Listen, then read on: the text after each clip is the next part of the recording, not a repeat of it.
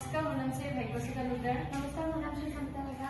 नमस्कार, मेरा नाम इस्लाम। नमस्कार, मेरा नाम श्री ज्योतिष कलिता। नमस्कार, मेरा नाम पार्वती संजय।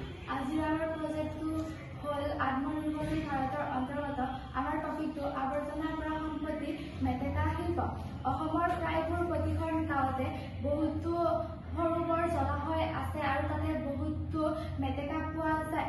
যদি পুখুৰী বা জলাশয় এডাল মেটেকাৰ সৃষ্টি হয়, সি দ্ৰুতগামী বাঢ়ি বহুতো মেটেকাৰ সৃষ্টি কৰে, যাৰ ফলত পানীত থকা জলজ প্ৰাণীবোৰৰ ক্ষতি সাধন হয়, লগতে পানীখিনি অপচয় হয়, মীন পালনৰ বাবেও অসুবিধা হয়। সেয়েহে আমি পানীত থকা মেটেকাবোৰ কাটিব লাগে, কিন্তু কাটি সেইবোৰ আৱৰ্জনা হিচাপে পেলাই থৈ দিলেও নহ'ব।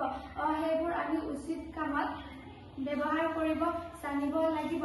আমি সেইবোৰেৰে বহুতো সামগ্ৰী তৈয়াৰ কৰিব পাৰোঁ। ঘৰত সজাবৰ বাবে নতুবা দৈনন্দিন জীৱনত ব্যৱহৃত বহুতো সামগ্ৰী ব্যৱহাৰ কৰিব পাৰোঁ, যেনে বেগ, দলিচা ইত্যাদি। লগতে আমি মেটেকাৰ পৰা সাৰো তৈয়াৰ কৰিব পাৰোঁ। পানী মেটেকাবোৰৰ পাতবোৰ কাটি ডাঠি অংশটো